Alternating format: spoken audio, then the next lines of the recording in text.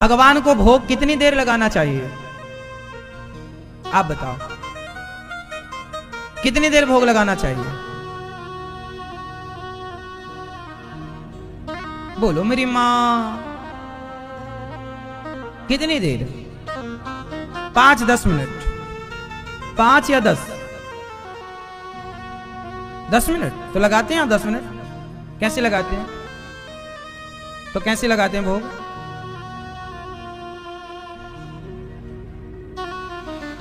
भोग कैसे लगाना चाहिए भगवान को समझते हैं।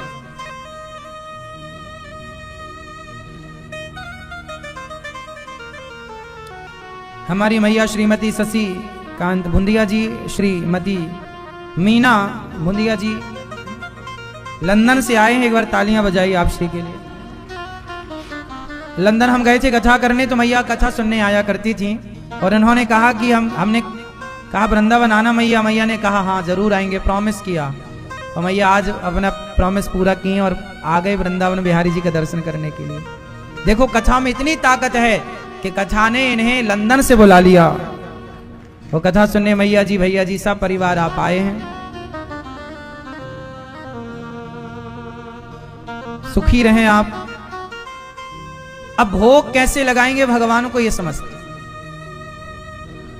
सबसे पहले हम भगवान के लिए जो भी बनाएं पहले तो शुद्धता से बनाएं। कुछ लोग बिना नहाए बनाते हैं, तो बिना नहाए जब आपने भोजन बनाया है तो वो भगवान के भोग के लायक तो नहीं है। वो तो है किसी के भी लायक नहीं, लेकिन अब आप लोग अपने बच्चों को वही खिलाते हैं। कुछ लोग सबसे पहले सवेरे जागो, जाग कर सबसे पहले अपनी नित्य क्रिया से निवृत्त होकर के पहले स्नान करो। स्नान करने के बाद जल चढ़ाओ 1 लोटा सूर्य भगवान को। भगवान जी के मंदिर जाके भगवान जी को प्रेम से नहलाओ, उनको स्नान कराओ, उनको श्रृंगार करो। फिर भगवान को पहले बाल भोग लगाना चाहिए। सुबह नाश्ता, आप नाश्ता करते हैं तो वो नाश्ते का भी भगवान को भोग लगाना चाहिए। भगवान को बाल भोग, राजभोग है ना। तो सुबह के भोग को क्या बोलते हैं? बाल भोग। दोपहर के भोजन को राजभोग। तो राजभोग मतलब हमारे भगवान राजा है ना। हमारे भगवान राम जी कौन है? राजा। भगवान कृष्ण कौन है? द्वारिकाधीश। तो राजा है ये। तो राजा को राजसी चाहिए, राजा टाइप का। क्या बनाए? भोजन बनाओ। आप भोजन बनाओ जो भी आपकी क्षमता है ना। आप नमक रोटी है, सब्जी रोटी, दाल रोटी, चावल रोटी, खीर, पूड़ी, पराठे जो भी बनाओ, एक थाली अलग रखो। एक थाली, उस थाली पर आप ना खाओ। भगवान की थाली, और थाली तांबे की नहीं होनी चाहिए। तांबे की थाली नहीं, तांबे पर भोजन नहीं किया जाता। तांबे के बर्तन में भोजन नहीं किया जाता। तांबे के बर्तन से केवल पानी पिया जाता है। तांबे के लोटे से पानी पी सकते हैं आप, वो भी बिना मुंह में लगाए ऊपर से। तांबे के लोटे में दूध नहीं रखना चाहिए। तांबे के लोटे में दही नहीं भरना चाहिए। कुछ लोग तांबे के बर्तन में दूध दही भर के शंकर जी पे चढ़ाते हैं, सही नहीं है ये। तांबे का दूध का स्पर्श होते ही दूध जहर हो जाता है। तांबे में पानी का स्पर्श होते ही पानी शुद्ध हो जाता है। तांबा सिर्फ पानी को शुद्ध करता है। धातु है ना वो धातु का गुण है। उसमें कुछ ऐसा पदार्थ होता है, कुछ ऐसा होता है, साइंस की भाषा में कहें कुछ ऐसे बैक्टीरिया उसमें वो जनरेट कर लेता है कि वो पानी, बैड पानी को भी गुड पानी कर देता है, पानी को शुद्ध कर देता है, पानी में एक विशेष प्रकार की एनर्जी भर देता है। इसलिए तांबे के गिलास, तांबे के लोटे में पानी पीने की परंपरा तो है, पर तांबे के बर्तन में दूध पीने की परंपरा नहीं है। दूध पीना है तो चांदी का बर्तन हो या स्टील का बर्तन हो या माटी का कुल्हड़ हो। तो भगवान को सुंदर सी थाली आप अलग रखो। उसमें दाल जो आपने बनाया है, कि भोजन बनाते समय नहाकर बनाना पहला। दूसरा, भोजन बनाते समय चप्पल पहन कर ना बनाना। तीसरा, भोजन बनाते समय कीर्तन करते हुए भोजन बनाना, क्योंकि आपके भाव भोजन में प्रवेश करते हैं। आप गाली देके अब दाल छौंकती जाओ मैया तेरा नाश हो जाए, ऐसा कोई करे तो भैया वो खाने वाले का ही होगा नाश। जब ये भोजन जो करेगा उसी का नाश होगा। भोजन बनाते समय स्त्रियां प्रसन्न चित्त से भोजन बनाएं और इस भाव से बनाएं कि ये प्रसाद मेरे गोविंद खाएंगे, मेरे भगवान जी के लिए मैं बना रही हूं, भगवान जी भोग लगाएंगे। भोजन पवित्रता से बनाओ। आपकी रसोई में कोई ऐसी महिला प्रवेश ना करे जो मासिक धर्म से हो। अब देखो, जब आप मासिक धर्म में हो तो उस समय भगवान को दूध का भोग लगा दिया करो। यदि आपके घर दूसरी स्त्री है, जैसे सास के रूप में, जेठानी के रूप में या ननंद के रूप में, तो आज जिन स्त्रियों को मासिक धर्म है वो 7 दिन के लिए रसोई से दूरी बनाए। यदि घर में कोई दूसरी स्त्री मौजूद है तो, और नहीं है तो फिर उन दिनों में भोग दूध का भोग लगाइए। सिर्फ बच्चों से लगवा दीजिए, पति से लगवा दीजिए। उस अशुद्धि के दौरान हमें भगवान का केवल दर्शन करना चाहिए, कीर्तन करना चाहिए, नाम जप करना चाहिए, भगवान का स्पर्श नहीं करना चाहिए। उस समय बनाया हुआ भोजन भगवान ग्रहण, उस समय का भोजन नहीं। दूध का लगाओ, फलों का भोग लगाओ, बादाम का भोग लगाओ, काजू का भोग लगाओ। बाकी शुद्ध दिनों में आप स्नान ध्यान करके और आपकी रसोई बड़ी पवित्र हो, उस रसोई में कोई ऐसी महिला ना। आजकल महिलाओं की आदत होती है, आपकी पड़ोसन आएगी सीधे आपकी रसोई में घुस जाएगी। अब आप थोड़ी पूछोगी कि तेरा शुद्धि है कि तू अशुद्धि है। आपकी रसोई मंदिर जैसी पवित्र होनी चाहिए। रसोई से ही विचारों का जन्म होता है। जैसा खाए अन्न वैसा रहे मन, क्योंकि जैसा आप खाओगे, जैसी राखो शुद्धि वैसी रहे बुद्धि, और जैसा पियो पानी वैसी बोले। हाँ, ये ध्यान रखने की बातें हैं। तो शुद्धि से भोजन बनाओ, और भोजन एक थाली रखे हो आप बढ़िया। थाली में आप दाल चावल सब्जी रोटी बढ़िया सुंदर। रोटी कितनी होनी चाहिए? अच्छा, आप कितनी रोटी खाते हैं? हाँ, रोटी नहीं खाते। चलो, आप कितनी रोटी खाते हैं? आप 4। ये हमारी मैया बढ़िया 4 रोटी खाती हैं। तो भगवान को भी रोटी कितनी हो? कम से कम 4। 2 रोटी नहीं, 2 रोटी भी ठीक है, बुराई नहीं है, परंतु भगवान को अच्छा 2 से ज्यादा खाने का मन हो तो है ही नहीं। अरे पेट भरने के लिए कम से कम सामान्य व्यक्ति को 4 रोटी चाहिए। क्यों जी? यही तो है ना। तो थाली ना ज्यादा भरी, भगवान राजा है ना, तो राजसी थाली लगाओ ना। थाली थोड़ी बड़ी हो भगवान जी की। कटोरियों में दाल चावल सब्जी रोटी, रोटी 4, थोड़ा अचार भी हो, थोड़ा चटनी भी बनाया करो टमाटर की अमरूद की। हाँ, आप भी खाया करो मस्त, और चटनी भी हो, सलाद भी हो, और जो आपने बनाया नमक रोटी है तो भगवान वो भी स्वीकार करेंगे, कोई दिक्कत नहीं है। सब कुछ बनाओ और बना के भोग, तुलसी पत्ता डालो, तुलसी डाल करके आप ले जाओ, बड़ी पवित्रता से भोग सामने रखो और भगवान से प्रार्थना करो। इससे पहले क्या करना है? आचमन, आचमनी में जल भरो, और आचमनी में जल भरने का भाव ये हो कि हम पहले, अच्छा आप भी भोजन करने के पहले 1 घूंट पानी जरूर पिया करो। भोजन करने के पहले जरा सा पानी जरूर पीना चाहिए, और भोजन करने के बाद भी जरा सा ही पानी पीना चाहिए, ज्यादा पानी नहीं। तो थोड़ा सा पानी भगवान जी को आचमन कराओ कि प्रभु आप ग्रहण कीजिए, फिर भोग लगाओ। कैसे लगाओ? रोटी तोड़ो, दाल लगाओ या सब्जी लगाओ, चटनी लगाओ, और घंटी बजाते जाओ, और भाव हे नाथ स्वीकार कीजिए। जैसे बच्चे को मां खवाती ना रोटी तोड़ के, ऐसे हे नाथ स्वीकार, हे जगन्नाथ जी स्वीकार कीजिए, ऐसे खिलाओ। फिर दूसरी वो भोग की प्रसादी रखो दूसरी जगह, फिर दूसरी रोटी तोड़ो, रोटी तोड़ो, फिर दाल लगाओ सब्जी लगाओ, फिर हे नाथ स्वीकार कीजिए। मिठाई है तो जरा मिठाई खिलाओ, फिर चावल है तो चावल में दाल या सब्जी मिलाकर जैसे आप खाते हैं वैसे ही भगवान को बढ़िया 1 चम्मच रखो भगवान जी का, और बढ़िया सुंदर भगवान को दाल चावल का भोग लगाओ। कम से कम 5 बार, कम से कम कितनी बार? 5 बार भगवान जी को।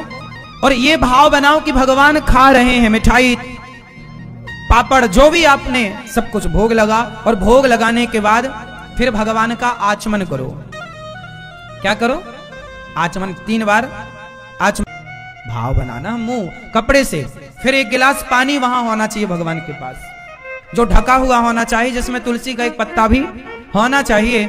और फिर वो पानी यहां पर रखकर ये कहें कि हे प्रभु 1 घंटे बाद आप पानी पीजिएगा, क्योंकि भोजन करने के कितने घंटे बाद पानी पीना चाहिए? भोजन के तुरंत बाद पानी नहीं पीना चाहिए, भोजन के तुरंत बाद थोड़ा सा पानी पीना चाहिए मुंह साफ करने के लिए, शुद्धि भी जरूरी है, पर ज्यादा नहीं। तो वो गिलास पानी ढक के रखो तुलसी भगवान से, हे नाथ जल स्वीकार कीजिएगा। अब वो थाली जो आपकी भोग लग गई, अब वो थाली का क्या करेंगे? वो थाली उठाओ, अपनी रसोई में लाओ और दाल को दाल में मिलाओ। अभी आपने कटोरियों में भगवान को थाली में भोग लगाया ना, अब दाल को क्या करेंगे? आप दाल में मिलाओगे, चावल को चावल में, रोटी को रोटी में, पापड़ को पापड़ में, सबको सम्मित, खीर को खीर में मिलाओ, तो पूरा भोजन क्या बन गया आपका?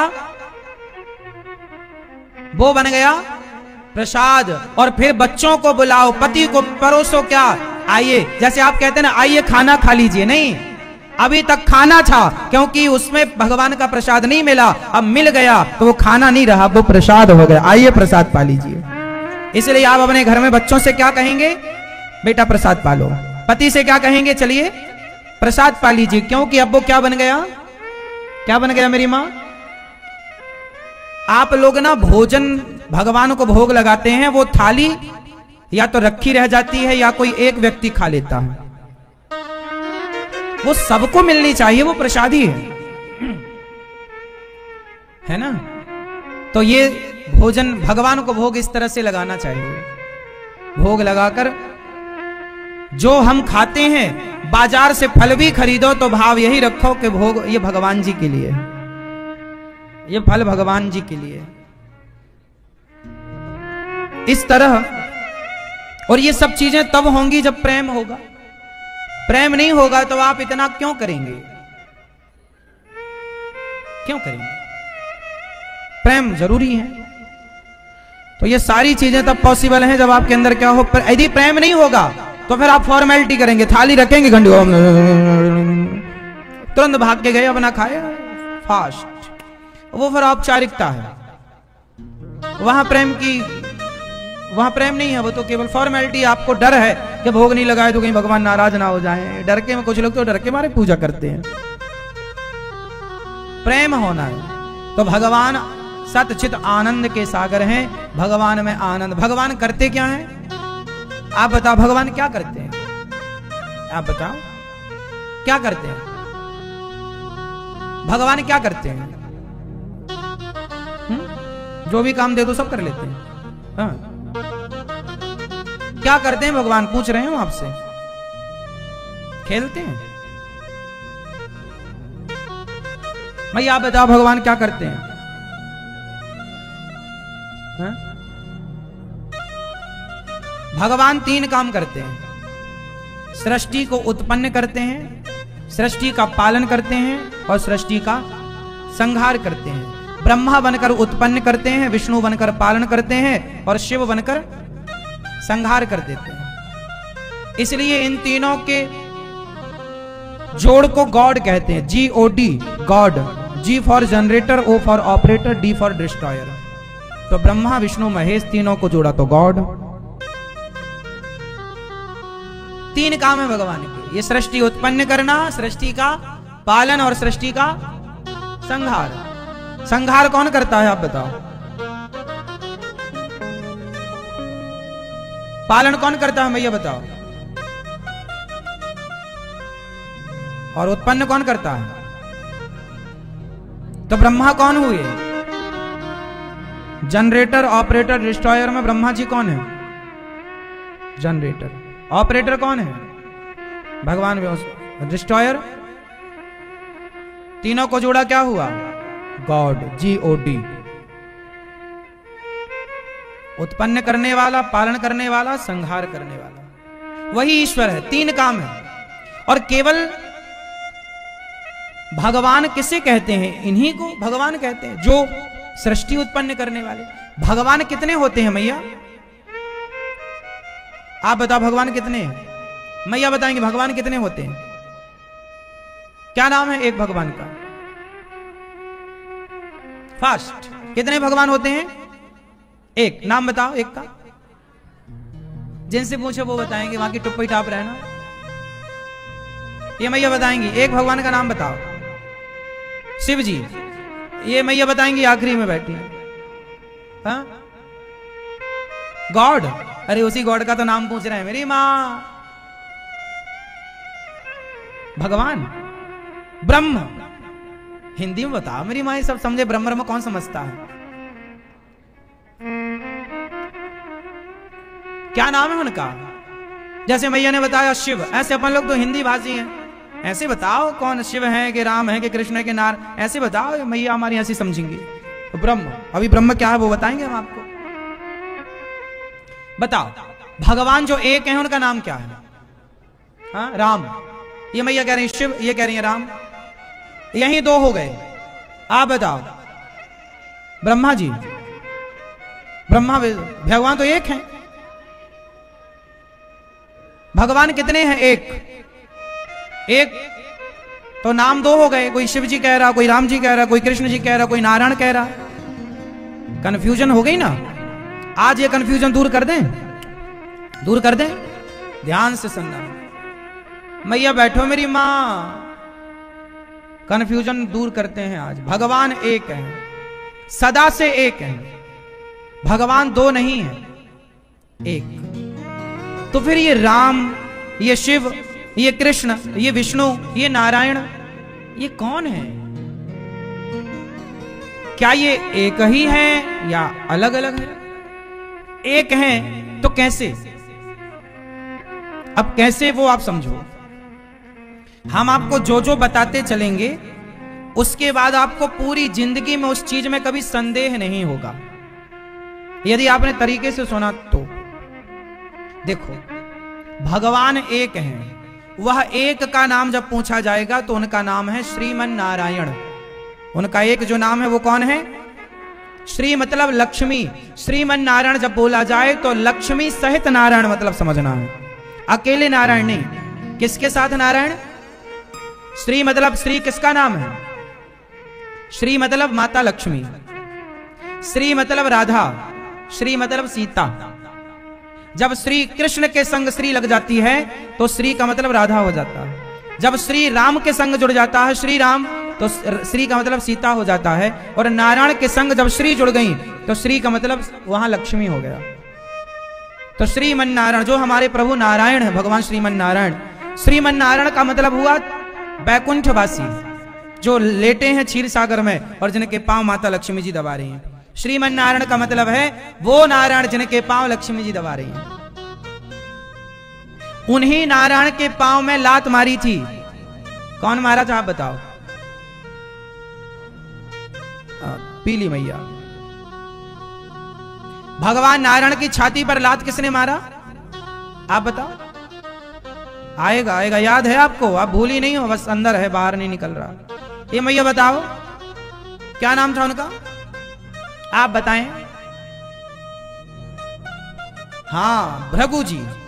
एक बार भगवान नारायण की छाती पर लात किसने मारा? भृगु जी ने। तो अब आप बताओ, आपके घर में गोपाल जी हैं? सबके घर में। तो बताओ गोपाल जी की छाती में लात का निशान रहता है कि नहीं? हाँ या ना? ध्यान से देखना, नहीं देखा हो तो आप अपने घर के गोपाल जी की छाती को ध्यान से देखना, वहां एक पांव का निशान होगा। वो पांव का निशान किसका है?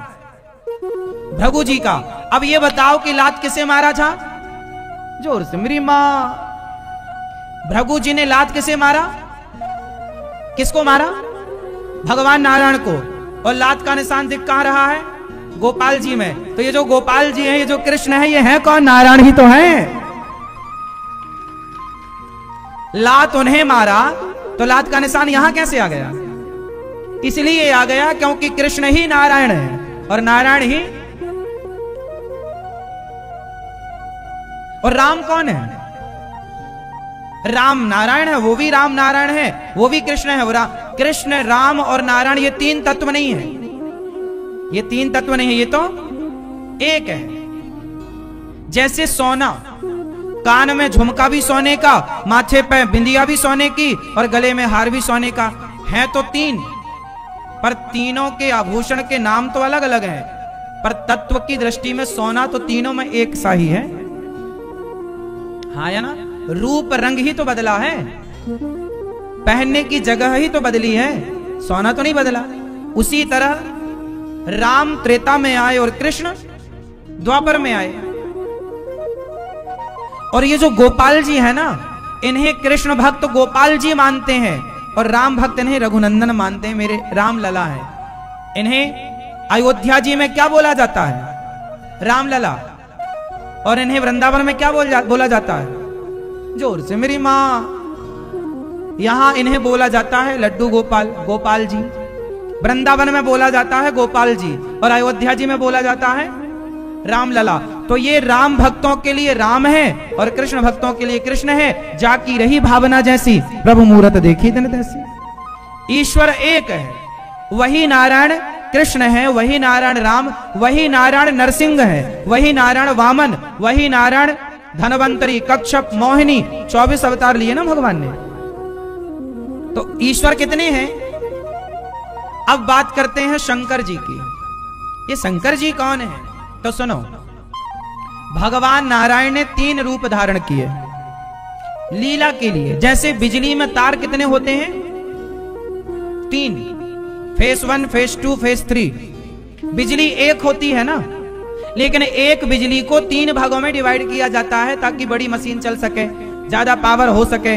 तो एक बिजली को 3 भागों में डिवाइड किया, फेस 1, फेस 2, फेस 3। उसी प्रकार एक परमात्मा 3 भागों में डिवाइड हो गए ताकि 3 व्यवस्था हो सके। ब्रह्मा बनकर सृष्टि उत्पन्न किया, विष्णु बनकर पालन किया, शिव बनकर संहार किया। तो वो ब्रह्मा विष्णु महेश तीनों भी एक नारायण ही है, इनमें कोई भेद नहीं। हरि हरि और न भेदा। त्रेता में शंकर जी हनुमान बनकर आए। त्रेता में राम जी के पास हनुमान जी थे। हनुमान जी कौन? मैया जा रही हो मेरी मां, टाटा, जल्दी आना।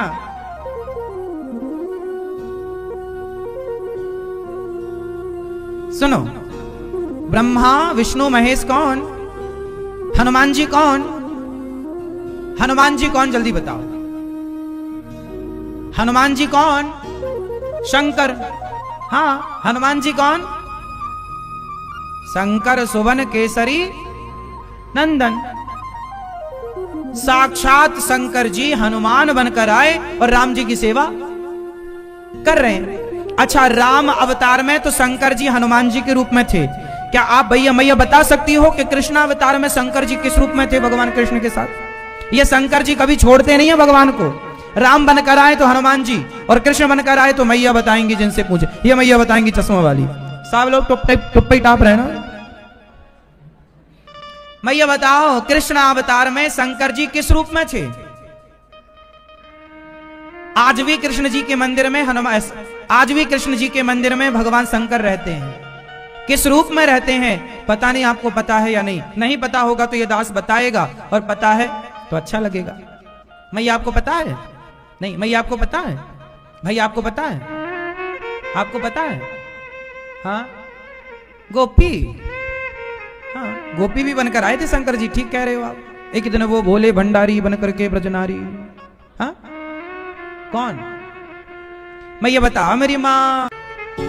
इसलिए आप लोगों को अपने घर में जो गोपाल जी है ना, उनके हाथ में बांसुरी जरूर रखनी चाहिए।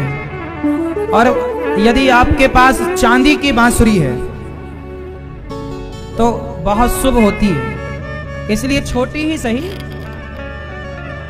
1 तोला 500-700 1000 रुपए के भीतर की भी बांसुरी मिल जाएगी, छोटी सी। घर में चांदी की बांसुरी रखना शुभ होता है, आर्थिक लाभ अच्छा होता है। इसलिए घर में चांदी की बांसुरी होनी चाहिए,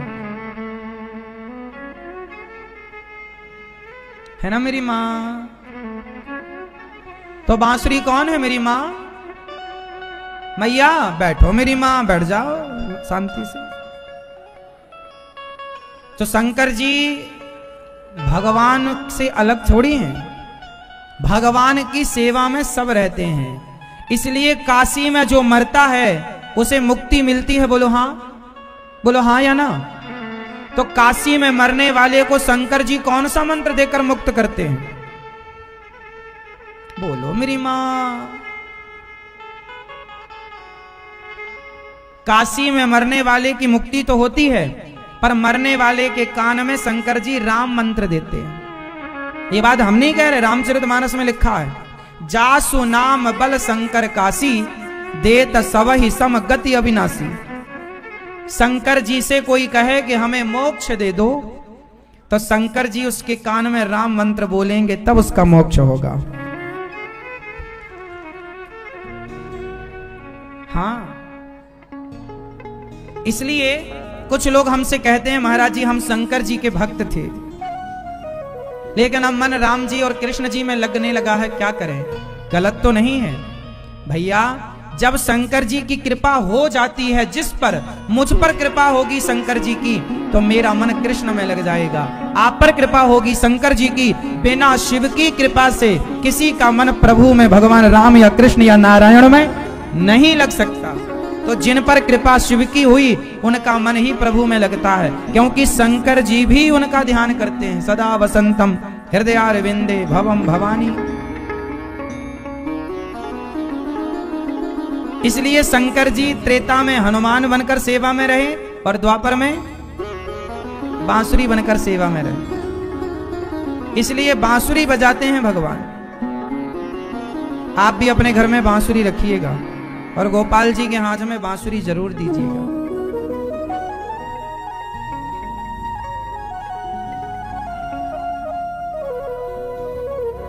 भगवान को बांसुरी किसने दी पता है आपको? जब मैया यशोदा के पास भगवान शंकर दर्शन करने आए पहली बार, तो शंकर जी ने पहला ही बार जब भगवान कृष्ण का दर्शन किया, तो केवल दर्शन किया ऐसा नहीं, शंकर जी यहां से गए ही नहीं, बांसुरी बनकर प्रभु के हाथों में आ गए। तो शंकर जी ही बांसुरी बने और शंकर जी ने ही भगवान कृष्ण को बांसुरी दी। कोई आपसे पूछे कि भगवान कृष्ण को बांसुरी किसने दी, तो शिव जी ने दी। कौन है बांसुरी? शिव जी बन भी गए और शिव जी चले भी गए उनके पास। तो ब्रह्मा विष्णु महेश ये तीन नहीं है। तो भगवान कितने हैं मेरी मां? एक। क्या नाम है एक का? श्रीमन नारायण। जो साकार रूप है उसे कहते हैं राम कृष्ण नारायण, और जो उसी परमात्मा का निराकार रूप है उसी का नाम है ब्रह्म। ब्रह्म क्या नाम है? ब्रह्म। ब्रह्म जो निराकार रूप है वो ब्रह्म है, साकार रूप है वो राम है, वो कृष्ण है, वो नारायण है। ठीक है मेरी माँ, समझ में आई बात? किस किस को आगे इच्छा बताओ? आपको नहीं समझ में आई तो हाथ उठा लो मेरी माँ। भैया आई आपको? आपको नहीं आई?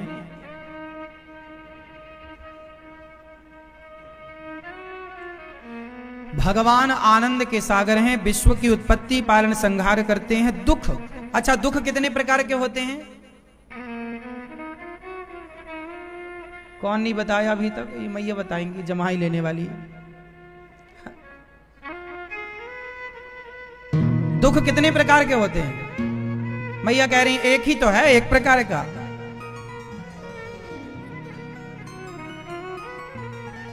प्रकार है, आम तो आम है, पर लंगड़ा, कलमी, चौसा, दशहरी, आम तो आम है पर प्रकार है कि नहीं? हर चीज का प्रकार होता है मेरी माँ। मैया बताओ मेरी माँ, ये भैया बताएंगी दुख कितने प्रकार का होता है? एक प्रकार का? कई प्रकार का? कई? मैया होशियार है। कई कितने प्रकार का दुख होता है मेरी माँ? 3। कितने प्रकार का दुख है? गिनो। हाँ, कोई तन दुखी, कोई मन दुखी, कोई धन बिन रहते उदास, थोड़े थोड़े सब दुखी, सुखी राम के दास। दैहिक दैविक भौतिक था। तीन प्रकार के दुख हैं। वो कौन कौन से? एक तन का दुखी, तन का दुख, बुखार है, तन में बीमारी है, कैंसर है, फला है, बीमारियां, घुटनों में दर्द, कमर में दर्द, जा ही नहीं, लाखों खर्च कर लिया, ठीक ही नहीं हो रहा। तन का रोगी, चकाचक खा ही नहीं सकता, ब्लड प्रेशर हाई हो जाएगा, मिठाई खा ही नहीं सकता, शुगर हो जाएगा। गरीबों को गरीबी नहीं खाने देती, अमीरों को डॉक्टर नहीं खाने देते, हिसाब बराबर। हाँ। ये मत खाओ, वो मत खाओ, खाओगे तो मरोगे। कोई तन का दुखी, कोई मन का रोगी। मन के रोगी कौन है? पत्नी सुनती नहीं महाराज, रोज कहती है मैं मायके चली जाऊंगी, तुम देखते रही हो। वो पति बेचारा मन का रोगी है, बेटा नहीं सुनता, बड़ा टेंशन, बड़ा मन में पड़ता नहीं है, बड़ा टेंशन। ये टेंशन, ये डिप्रेशन, पूरी दुनिया आज डिप्रेशन से जूझ रही है। ये मानसिक रोग ही तो है, कोई उपचार नहीं है, जबरदस्ती दवाई टैबलेट खा मर रहे हैं लोग। कथा सुनो तो सारा डिप्रेशन दूर हो, सुनते ही नहीं। अब बताओ, एक तन का रोग, एक मन का रोग, और तीसरा रोग है धन का। या तो पैसा नहीं है इससे परेशान है, या पैसा ज्यादा है इससे परेशान है, इनकम टैक्स पीछे पड़ा है।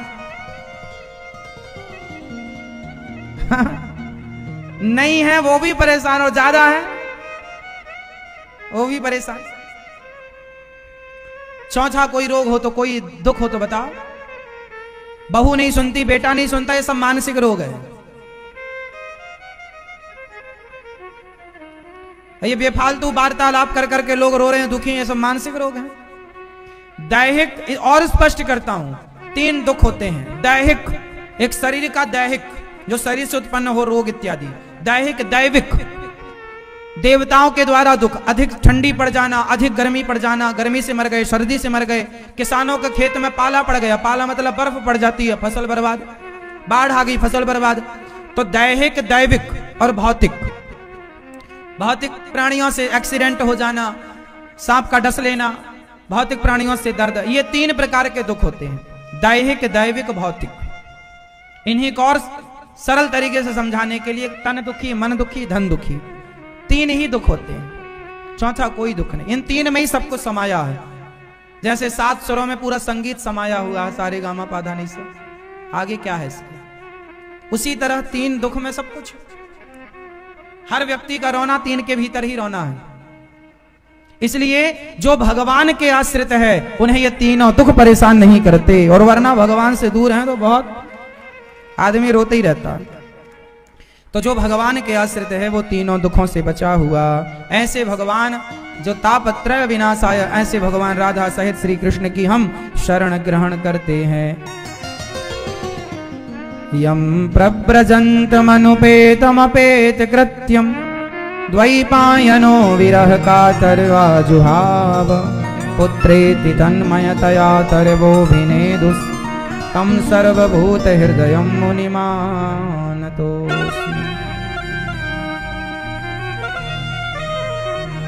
सुखदेव भगवान का जन्म हुआ और जन्म लेते ही सुखदेव जी चल पड़े संन्यास लेने के लिए। ऐसे सुखदेव भगवान को बारंबार प्रणाम करते हैं, नमस्कार करते हैं। नैमिषारण्य में 88,000 संत बैठे। सूत जी आए, सूत जी से सौनक आदि ऋषियों ने कहा, महाराज हमें कथा सुनाई, ऐसी कथा जो भक्ति ज्ञान वैराग्य को देने वाली हो। सूत जी ने कहा, सुनो, हम कथा का सार सुनाते हैं। जो कथा आप सुनने जा रहे हैं, ये देवता भी लोग तरसते हैं कथा सुनने को। एक बार देवता कथा सुनने आए, सुखदेव भगवान परीक्षित जी को कथा सुना रहे थे। जब देवताओं ने आकर कहा कि हम कथा हमें सुनाओ और स्वर्ग का अमृत परीक्षित को पिलाओ, सुखदेव भगवान ने परीक्षित जी से पूछा, पियोगे? परीक्षित जी ने कहा, ना प्रभु, हम कथामृत तब कथामृतम, कथा के आगे कौन सा अमृत, कथा से बड़ा कोई अमृत नहीं। राजा परीक्षित को 7 दिन में मरने का श्राप लगा। भागवत सुनी तो मुक्ति मिल गई। भागवत सुनने वाले को मुक्ति जरूर मिलती है, इसलिए भागवत जरूर सुना करो। अभी 27 जनवरी से भागवत जी के पोथी पाठ बैठेंगे। आप भी अपने पितरों की सदगति के लिए, अपने कल्याणार्थ भागवत जी के पोथी पाठ करा सकते हैं। भक्तों, भगवान की कथा अमृत है। जब इंद्र को कथा नहीं सुनवाई तो इंद्र गुस्सा हो गए। तराजू बांधकर भागवत जी को तौलकर देखा। जब परीक्षित जी की सदगति हुई तो भागवत जी का पलड़ा भारी था।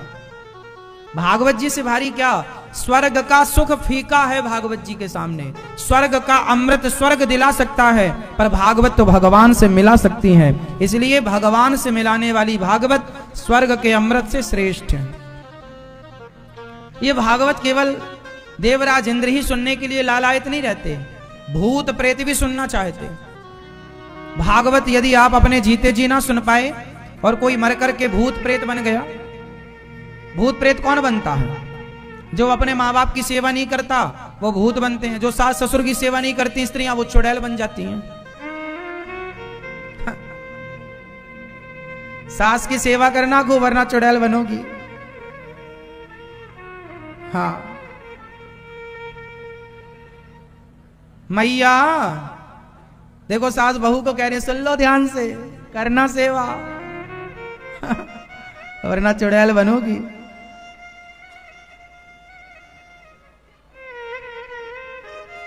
सासों को भी बहू को बेटी की तरह रखना चाहिए। जो सासें बहू को बहुत प्रताड़ित करती हैं, बहू के साथ अत्याचार करती हैं, वो सासें भी चुड़ैल बनती हैं। अब बहू भी देख सकती हैं सास की तरफ।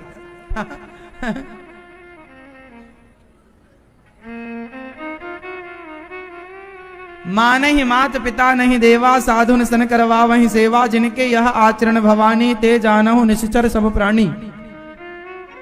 जो अपने माँ बाप की सेवा नहीं करते निश्चित वो प्रेत योनि को प्राप्त होते हैं, है ना। आप सेवा करते हैं अपने सास ससुर की? सही। कहां सास आपकी? लाए नहीं? अच्छा ठीक। सेवा करना, अपने से बड़ों की सेवा करो। बेटा सेवा करेगा तो धुंधकारी ने अपनी मां और अपने पिता को बहुत सताया, इसलिए धुंधकारी जब मरा तो प्रेत बना। आत्मदेव जी नाम के एक ब्राह्मण थे। सनकादियों नारद जी वृंदावन आए, भक्ति महारानी को दास देखा। संतों ने कहा भागवत सुनवाओ। हरिद्वार में भागवत हुई, भक्ति की महिमा भागवत जी की सुनी। भक्ति महारानी का दुख दूर हुआ, हृदय में जाकर बैठी। नारद जी ने सवाल किया कोई पापी भागवत सुने तरेगा? हाँ। एक पंडित जी थे, नाम था आत्मदेव। उनके कोई पुत्र नहीं था, पत्नी नाम था, पत्नी का नाम था धुंधली देवी। उनके बेटा नहीं था, बहुत पूजा पाठ की, बेटा नहीं मिला। एक दिन संत जी से कहा पुत्र चाहिए। संत ने कृपा करके फल दिया। फल धुंधली ने खाया ही नहीं, बहन को गाय को फल खिला दिया और बहन का बेटा पैसों से खरीद लिया। तो जो खरीदा हुआ बच्चा था उसी का नाम रखा धुंधकारी, और जो गाय का बच्चा था, जो गाय को फल खिलाया बच्चा हुआ, नाम रखा गौकर्ण। अब धुंधकारी बहन का बेटा था, बड़ा लाड़ प्यार किया, बड़ा हुआ तो बिगड़ गया। भाई ज्यादा लाड़ प्यार बिगाड़ता भी है, ये बात याद रखना चाहिए। बच्चों से लाड़ प्यार करना चाहिए, पर जरूरत से ज्यादा नहीं। आपका लाड़ प्यार बिगाड़ देगा। चाहे बेटा कितना सुंदर हो, चाहे बेटा कितना प्यारा हो, उसे सिर पर बिठाना ना चाहिए। और चाहे बेटी कितनी प्यारी हो, उसे घर घर घुमाना ना चाहिए। बेटे को सिर पर बिठाओगे बिगड़ जाएगा, बेटी को घर घर घुमाओगे बिगड़ जाएगी। बेटी को घर घर ना घुमाओ और बेटे को सिर पर ना चढ़ाओ, ये दोनों तब बिगड़ते हैं। जिसकी बेटी बिगड़ गई समझ लेना तुमने बहुत घुमाया होगा बेटी को, घर घर घुमाया होगा, खूब प्रदर्शन किया होगा उसका। पुराने लोग छिपा के क्यों रखते थे? कुछ चीजें छिपा के क्यों रखी जाती हैं? हाँ या ना? कुछ चीजें पर्दे के भीतर अच्छी लगती हैं। आपके घर में रुपया पैसा है तो कहां, बाहर रखते हो कि भीतर? बोलो, छिपा के रखते हैं। किसी को पता भी नहीं लगने देते आपके कहां रखा है, क्योंकि वो लक्ष्मी है। ऐसे बेटी कौन होती है? लक्ष्मी। आपका जेवर कहाँ रखा है, आपका कैश रुपया कहाँ रखा है, आप छिपा के रखते हो, रखना भी चाहिए, यही धर्म है। भोजन पर्दे के भीतर करना चाहिए। भोजन नारी पर्दे के भीतर अच्छी लगती है, लक्ष्मी पर्दे के भीतर अच्छी लगती है, और भोजन पर्दे के भीतर। सबके सामने खाना भी नहीं चाहिए। लेकिन आजकल तो बाहर ही खाने का प्रचलन है। सब चीजें गलत चल रही हैं। अब चूंकि अब चल रही हैं तो आप कहोगे वो तो चल ही रही ना। पहले के लोग ऐसे नहीं खाते थे, पहले के लोग घर पे खाते थे और खाना पीना पर्दे के भीतर ही होता था। हाँ या ना? पहले महिलाओं को कोई खाते देखता ही नहीं था।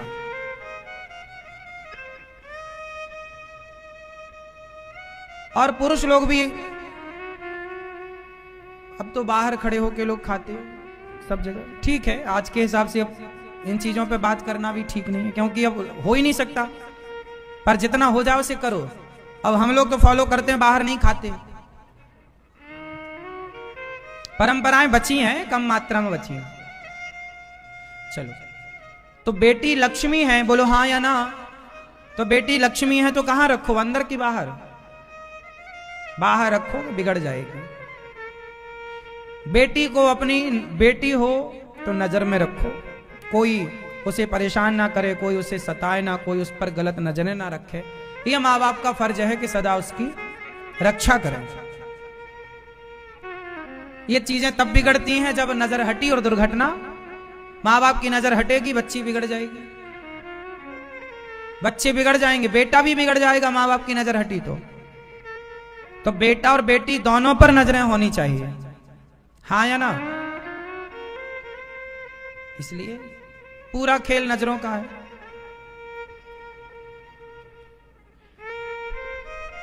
तो धुंधकारी बिगड़ गया, मां को बहुत सताया। पिता को बोला पैसे लाओ, पिता बोले सब तो तूने उड़ा दिया। बोले नहीं, पैसा चाहिए। पैसा पैसा, उसने बहुत पैसा मांगा। कितना देते बेचारे, जुआ खेलने लगा, शराब पीने लगा, हर गलत काम, वैश्याओं का संग करने लगा, सारा उड़ा दिया। संतान नालायक निकल जाए, इससे बड़ा दुख मां बाप का कुछ नहीं। और संतान लायक निकल जाए, इससे बड़ा मां बाप का सुख कुछ नहीं। मां बाप का सबसे बड़ा सुख है संतान लायक होना। वो पुरुष बहुत सुखी है। कौन सा? बताओ, सुखी पुरुष की पहचान क्या है? कौन सा पुरुष सुखी है? आप बताओ भैया, आपसे पूछ रहे हैं, कौन सा पुरुष सुखी है? आप नहीं बताएंगे? आपसे पूछ रहे हैं भैया, कौन सा पुरुष सुखी है? जिस पर प्रभु की कृपा है, ऐसा आप कह रहे हैं। आप बताओ कौन सा पुरुष सुखी है? हाँ, क्या कह रहे हो, बोलो। आप बताओ कौन सा पुरुष सुखी है?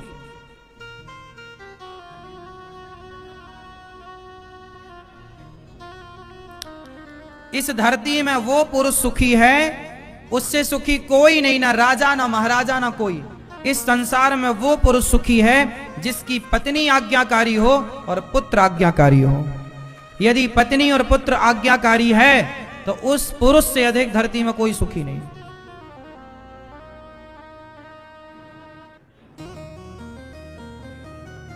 हाँ, तो बेटी आज्ञाकारी हो, संतान आज्ञाकारी हो, पुत्री आज्ञाकारी हो।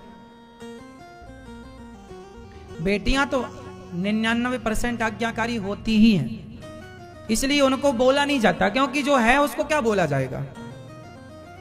बेटों में संदेह होता कि वो आज्ञाकारी नहीं होते, कई बार उनको बोला जाता कि तुम आज्ञाकारी रहो। बेटी आज्ञाकारी हो ना हो, इससे माँ बाप को कोई फर्क नहीं पड़ता, बेटा आज्ञाकारी हो। अब किसी का बेटा नहीं, बेटी बेटी है, तो स्वाभाविक है कि बेटी आज्ञाकारी होती ही है। कोई 1000-2000 में कोई एक बेटी ऐसी होगी जो शायद माँ बाप को ना भी माने ना भी सुने, लेकिन लगभग बेटियां आज्ञाकारी होती हैं। इतनी आज्ञाकारी होती हैं बेटियां के बेचारी वो अपने सास की सेवा नहीं करती, फोन लगा के मां से, हाँ मां खा लिया आपने। सास भली भूखी मर रही है, लेकिन माँ खा लिया आपने।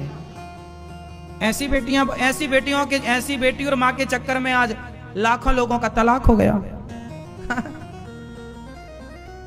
आप लोगों ने सुना तो होगा कि आजकल के घर बिगाड़ने में लड़की की माँ का हाथ होता है, सुना होगा ये बात। अब सही है कि गलत मोहर आप लगाएंगे, हम नहीं। तो आजकल माँ और बेटी का तो इतना प्यार है कि वो पति से तलाक लेके माँ के पास बैठी रहती है। तलाक के जितने केस हैं उनमें 95% केस लड़की की माँ की गलती से होते हैं। ये मैं नहीं बोल रहा हूं, स्टडी बोल रही है, सर्वे बोल रहा है। कितने घर बर्बाद हैं, लड़की अपने सास की सेवा नहीं कर रही है, सास पे ध्यान नहीं है, पति पे ध्यान नहीं है। माँ खाया कि नहीं, माँ आज हमने ये किया, माँ आज पति ने ऐसा डांट, सास तो ऐसा बोलती है, जरा जरा बात वो अपनी माँ से। और उसकी माँ भी बोलती है, हाँ कोई दिक्कत हो तो आ जाना, मैं गुंडे भिजवाऊंगी वहां।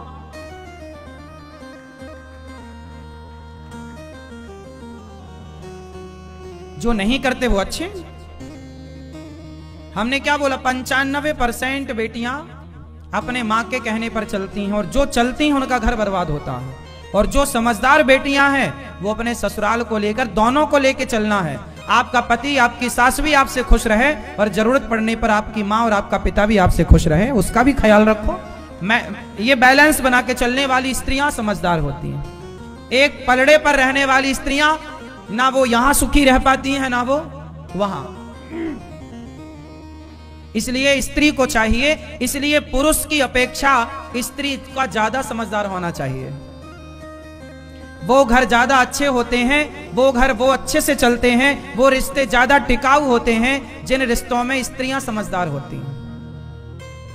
पुरुष की अपेक्षा स्त्री का समझदार होना ज्यादा जरूरी है, हाँ या ना।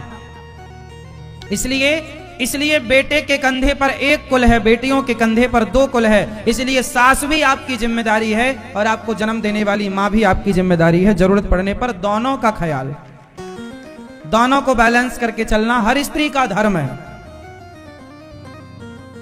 स्त्री ज्यादा समझदार होनी चाहिए पुरुषों की अपेक्षा।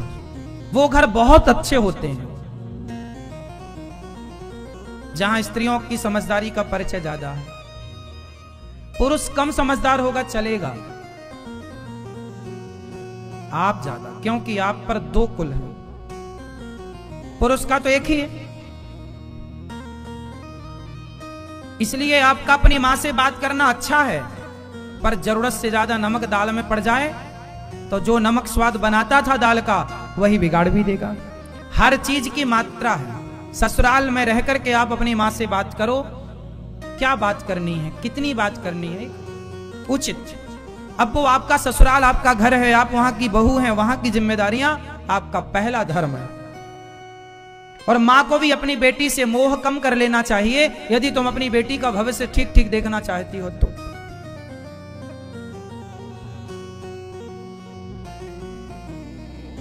कम मोह। एक छोटी सी कहानी महाभारत की सुनाता हूं, आप लोगों के काम आएगी, याद कर लेना, कभी ना कभी काम आएगी। एक दिन अर्जुन ने सपना देखा। उन्होंने प्रभु से सुनाया कि हे श्याम सुंदर, आज मैंने एक सपना देखा और वो मैं आपको सुना रहा हूं, इसका मतलब बताइएगा। अभी मैं एक सपना सुनाऊंगा आपको, अर्जुन का देखा, फिर आप लोग उसका मतलब बताइए। अर्जुन ने कहा, प्रभु आज रात को मैंने सपना देखा कि एक गाय ने बछड़े को जन्म दिया और वो गाय अपने बछड़े को चाट रही है। पर अच्छा, गाय बछड़े को चाट रही है तो हर गाय चाटती है, लेकिन उस गाय ने इतना चाटा कि पूरा शरीर उसकी चमड़ी छिलने लग गई। अब गाय आपको चाट देना तो आपकी चमड़ी छिल जाएगी, यदि ज्यादा देर तक एक ही जगह चाटेगी तो। उसकी जिह्वा बहुत रफ होती है, दरदरी होती है, तो एक बार चाटे कोई दिक्कत नहीं, पर बछड़े को बार बार चाटेगी तो स्वाभाविक है, बछड़े का कोमल शरीर है, आज का ही पैदा हुआ, उसके पूरे शरीर में लहू रक्त गिरने लगा, खून आ गया, गाय चाटती जा रही, बछड़ा चिल्ला रहा दर्द से, पर वो बछड़ा भी गाय के पास ही है, वो गाय चाटे जा रही है, पूरा शरीर उसका लहू से भरा। अर्जुन ने कहा, प्रभु गाय बछड़े को जन्म देती है, सामान्य चाटती है, सामान्य रूप से, पर इतना भी नहीं कि खून आ जाए, लेकिन मैंने आज सपने में देखा कि गाय ने इतना चाटा कि खून आ, क्या मतलब हुआ इसका, बताए सपने का क्या मतलब है। तब भगवान ने कहा, हे अर्जुन, ये कलयुग में होने वाली रोज की घटनाएं हैं। क्या घटना है प्रभु? तब अर्जुन ने पूछा क्या है? भगवान ने कहा, ये मैया सो रही है क्या?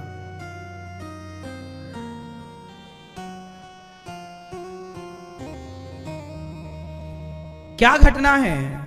बोले ये गाय ने बछड़े को चाटा। अर्जुन, इसका मतलब ये है कि कलयुग में माँ बाप अपने बच्चों से, अपनी बेटी से, अपने बेटों से इतना प्यार करेंगे, इतना प्यार करेंगे कि उनका प्यार उस गाय ने बछड़े से इतना लाड़ लड़ाया, प्यार किया कि उसे खून आ गया, बाद में वो मर गया। कलयुग में माँ बाप बच्चों से इतना प्यार करेंगे, इतना प्यार करेंगे कि उनका वही प्यार उन बच्चों का भविष्य बिगाड़ देगा, उनकी जिंदगी तबाह कर देगा। आजकल माँ बाप का जरूरत से ज्यादा बच्चों से जो प्रेम है वही तो तुम्हारा दुख है, और क्या है? पहले की माँ ना 2 थप्पड़ जमा देती थी, ज्यादा 3-5 ना कर, चल। बाप 2-4 जूता जमाता रहता था, क्यों रे? बीड़ी पी रहा था, 2 दिया जूता, और बेटा चुपचाप जूता खा के चुपचाप निकल लेता था पतली गली से। बेटा कोई जवाब नहीं देता था अपने बाप को, क्योंकि बाप के प्रति बहुत सम्मान था। पहले की माँ मार देती थी 2-4 तो बच्चे कोई जवाब नहीं। आजकल मां मार के देखो, तुम्हें जड़ देंगे, तुम्हारे बच्चे 2। अंतर है। पहले प्रेम था, आज प्रेम नहीं है मेरी माँ। आजकल तो मम्मी पापा ही लटके हैं। बच्चे तो चाह रहे हैं कि हमें अकेले छोड़ दो, एकांत रहने दो, कमरे में हम कुंडी लगा के मोबाइल देखें बस।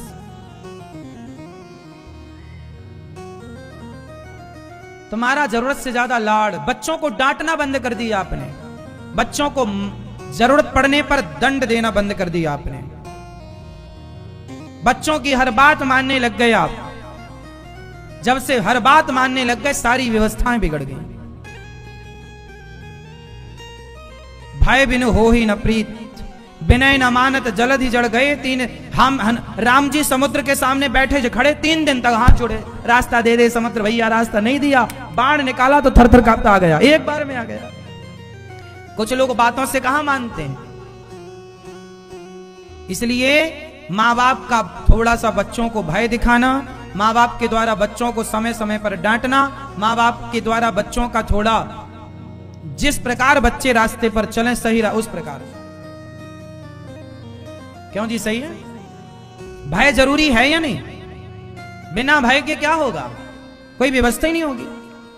आजकल के माँ बाप सिर पर चढ़ाए रहते हैं, तो आप लोग सावधान। धुंधकारी सिर पर चढ़ गया, उसने माँ बाप को बहुत प्रताड़ित किया, बाप को इतना मारा कि आत्मदेव जी बेचारे रोते रोते घर से निकल गए। बेटे ने मारा, धुंधकारी ने मां को मारा। तब गौकर्ण जी ने आकर के पिता को समझाया, पिताजी देहे स्थिमांस रुधिरे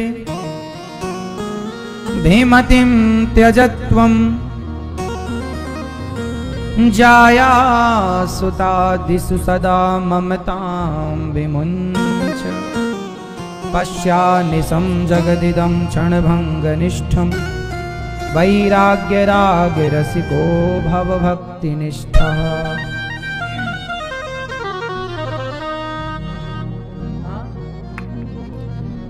तो गौकर्ण जी ने समझाया कि देहेस्थ, ये शरीर हाड़ मांस का टुकड़ा है, पिताजी क्या मोहब्बत करना। कह रहे हैं गौकर्ण जी। आत्मदेव जी बोले बेटे ने मारा। देखो आप लोग बेटों से प्यार करते हैं और बाद में बेटा ठुकराता है तो आप रोते हैं। इतना बेटा बेटी से प्यार क्यों करना है, भगवान से क्यों नहीं करना? बेटा आपका कितना भी बढ़िया हो मेरी माँ, और बेटी आपकी कितनी भी बढ़िया क्यों ना हो, आज्ञाकारी बेटी और बेटा हो, फिर भी बच्चों से मोह कम रखना चाहिए। मन भगवान में लगाओ, क्योंकि काम बेटा बेटी नहीं आएंगे, भगवान काम आएंगे। बेटा बेटी पानी दे सकते हैं, बेटा बेटी भोजन दे सकते हैं, बेटा बेटी अच्छा हॉस्पिटल दे सकते हैं, पर बेटा बेटी सदगति नहीं दे सकते। आपके अच्छे कर्म, आपके अच्छे पुण्य आपको सदगति दिला सकते हैं। काम भगवान आएंगे, इसलिए भगवान को पुकारा करो। बेटा बेटी से मन हटाओ। मीराबाई ने किस में मन लगाया? आप लोग बस बच्चों के सिवा कुछ दिखते ही नहीं आपको।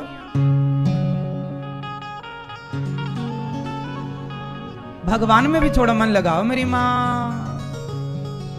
हाँ, ये जीवन किराए का घर है, आज है कल रहेगा इसका।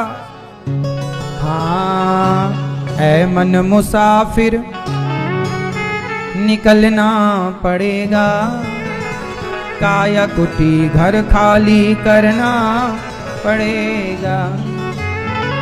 आप किराएदार हैं भैया, आप किराएदार हो कि नहीं? आप मैया आप किराए से रहती हो कि नहीं? हाँ या ना? आप हाँ या ना, ये मैया बताएंगे।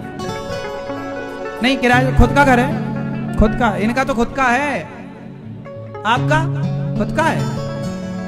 आपका मैया खुद का है? हाँ, आपका खुद का घर है, किराए का है? आपका मैया खुद का है, किराए का है? हमारा तो किराए का है। भगवान जी चाहे तब किराया घर खाली करा ले, और घर खाली करा लेंगे तो 4 लोग उठा के जला देंगे। ऐ मन मुसाफिर निकलना पड़ेगा, ये काया कुटी घर खाली करना पड़ेगा। भाड़े के क्वार्टर को क्या तू संभाले, भाड़े के क्वार्टर को क्या तू संभाल। जिंदगी एक किराए का घर है, एक ना एक दिन बदलना पड़ेगा। मौत जब तुमको आवाज देगी, घर से बाहर निकलना पड़ेगा। तो हम सब कौन से लोग हैं? किराएदार। एक दिन छुट्टी जाओ। इसलिए गौकर्ण जी ने समझाया, धुंधकारी के पिता को गौकर्ण जी ने आत्मदेव जी को आनंद से, पिताजी तो परम गति को प्राप्त हुए, धुंधकारी ने मां को मारा। जब बेटा अपने बाप को मारे, मां को मारे, तो बताइए फिर माँ बाप क्या करें? ऐसा धुंधकारी जब मरा तो प्रेत बना। जो माँ बाप को सताएगा वो क्या बनेगा? भूत प्रेत बनेगा। 84 लाख योनियों में ये भी योनि है भूत प्रेत नाकनी पिशाचिनी सब।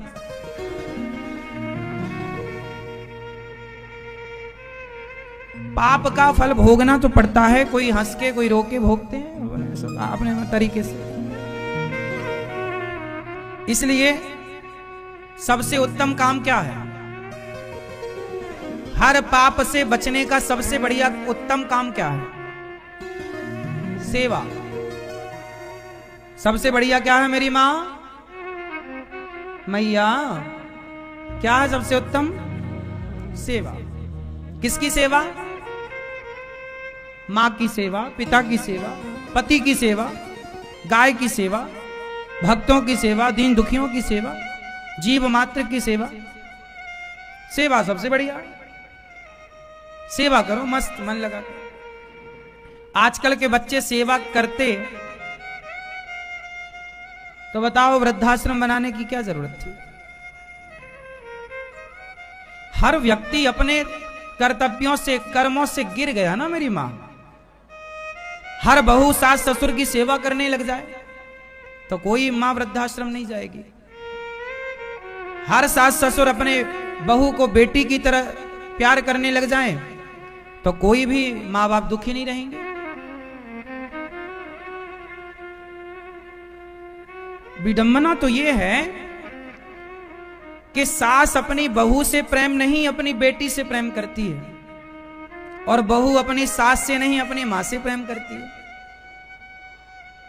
जिससे प्रेम होना चाहिए, जो जिससे प्रेम आपका जीवन स्वर्ग बनाएगा, उससे तो प्रेम है नहीं। और जिससे प्रेम रखने का कोई, भाई प्रेम तो रखो ठीक है, लेकिन फिर ये परंपरा है ना, बेटी दान होती है, कन्यादान, और दिए गए दान से मन हटा लेना चाहिए। अब दान कर ही दिया, ये वस्तु आपने दान कर दी, ये वस्तु आपने दान कर दी, तो क्या अब दान देने के बाद इसमें मन लगाना चाहिए? इसलिए कन्या दान होती है। दान कर दिया, अब उसे मन हटाओ और भगवान में मन लगाओ।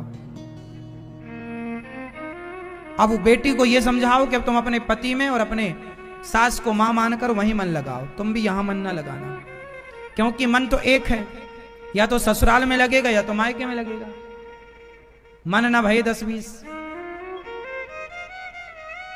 चुपचाप रहो, मैया सो रही है मस्त। मैया पूरी रात पंचायत करती हो मेरी मां और कथा में सो जाती हो।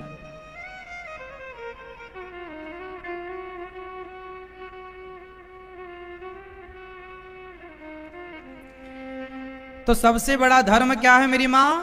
सेवा। खूब बढ़िया सेवा हो ना, मां की सेवा, पिता की सेवा, पति की सेवा, खूब सेवा। इसलिए दास अनिरुद्ध सेवा करता है, हमें बहुत अच्छा लगता है, सेवा अच्छी लगती है हमें। इसलिए हम सवेरे उठ के ना भगवान जी की सेवा के बाद फिर द्वार पर जो संत आते, हजारों संत